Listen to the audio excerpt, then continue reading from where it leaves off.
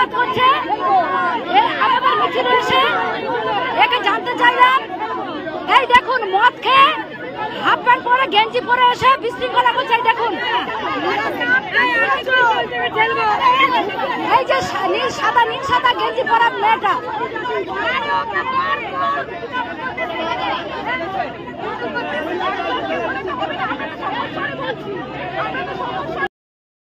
বন্ধুরা, আশা করব আপনারা সকলে ভালো আছেন। আমি সুখেন ঘোষ, আপনারা দেখছেন কল্যাণী টিভি বাংলা। আপনাদের কাছে একটাই অনুরোধ থাকবে, চ্যানেলটি যদি প্রথমবার দেখে থাকেন সাবস্ক্রাইব করে আমাদের পাশে থাকুন। প্রথমে একটা ভিডিও আপনাদেরকে দেখিয়েছিলাম।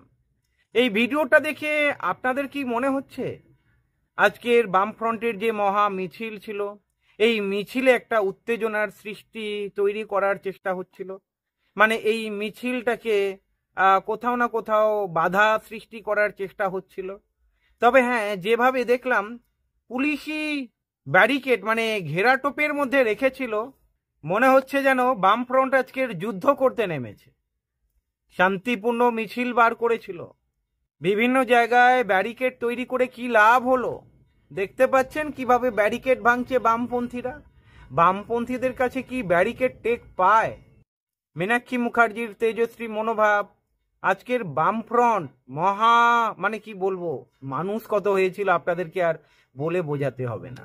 আপনারা নিশ্চয়ই আন্দাজ করতে পারছেন এই শূন্য দলটাকে মমতা ব্যানার্জি অনেক অ্যাটাক করেছে, তৃণমূল অনেক অ্যাটাক করেছে, বারবার অ্যাটাক করেছে, ভুল ভাল মন্তব্য করেছে তৃণমূলের নেতারা। কাঞ্চন মল্লিক থেকে শুরু করে ওই লাভলি মৈত্র থেকে শুরু করে আরো কত মানে চাং বাং কত রয়েছে তার কোনো ঠিক নেই। সকলেই দেখুন তির্যক মন্তব্য করেছে এই বামফ্রন্টের বিরুদ্ধে, সিপিআইএম এর বিরুদ্ধে। এত রাগ কিসের? গদি থেকে নামার সময় চলে এসেছে বোধ হয়। যাই হোক, এটা বাংলার মানুষ ডিসাইড করে নিয়েছে। যেভাবে গণ আন্দোলনের রোষ চারিদিকে দেখতে পাচ্ছি, যেভাবে গণ আন্দোলন সৃষ্টি হচ্ছে, অ্যাকচুয়ালি রাগ তো হবেই। ওরা মনে করছে এই যে গণ আন্দোলন হচ্ছে এর পেছনে বামপন্থীদের হাত রয়েছে। আচ্ছা চলুন, বামপন্থীদের হাত থাকলেও বা ক্ষতি কোথায়? বামপন্থী কি খারাপ কিছু করছে? আজকের এই যে আরজি কর ইস্যুটা যদি সামনে না আসতো, মুখোশটা কি খুলতো? শিক্ষায় দুর্নীতি দেখেছেন, রেশনে দুর্নীতি দেখেছেন, এমন কোনো দপ্তর নেই যেখানে দুর্নীতি হয়নি। এবারে স্বাস্থ্যে দেখুন, একটার পর একটা দুর্নীতির খোলস বেরিয়ে আসবে। বামপন্থীরা তো সামনে আনছে, তাই তো রেগে। আজকের আপনারা দেখেছেন কলকাতার রাজপথ বামপন্থীরা দখল করেছিল প্রায় শান্তিপূর্ণ মিছিলে। যাই হোক, আপনাদের প্রথম ছবিটাতেই ক্লিয়ার হয়ে গেছে। মদ্যপ অবস্থায় ছিল কিনা জানি না, শোনা যাচ্ছে একজন ভদ্র মহিলা যেভাবে মানে স্লোগান দিচ্ছিলেন মমতা ব্যানার্জি জিন্দাবাদ, উনি বলতেই পারেন, উনি সাপোর্টার হতেই পারেন, কিন্তু বামপন্থী মিছিলে এর রহস্য কি, পেছনে কি কারণ রয়েছে? যাই হোক, তারপরে আপনারা দেখেছেন নিশ্চয়ই, তারপরে দৃশ্যগুলো আপনাদেরকে বলার দরকার নেই।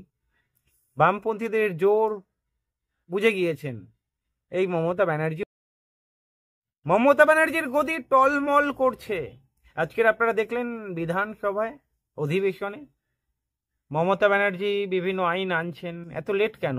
এখন আনছেন কেন? কেন দেয়ালে পিঠ থেকে গেছে তাই? আজকের নেতারা বুং বাং সব মন্তব্য করছে, কেন করছে? দেয়ালে পিঠ থেকে গেছে তাই?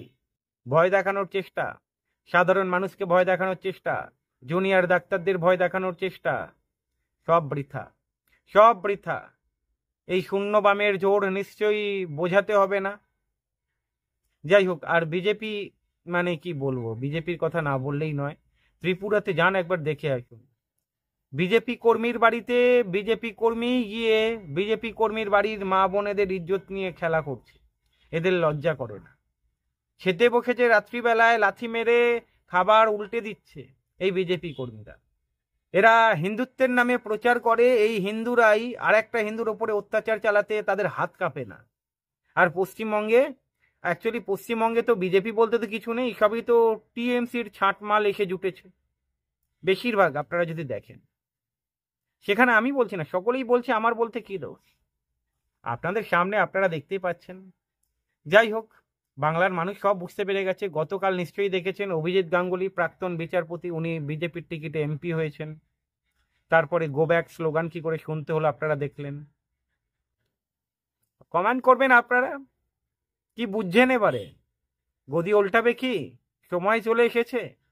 জনরোষ যেভাবে বাড়ছে, বাংলার জনতা যেভাবে ক্ষেপে উঠছে, প্রশ্ন তো আপনাদের কাছে রাখছি, উত্তরটা আপনারাই দেবেন। ভালো থাকবেন।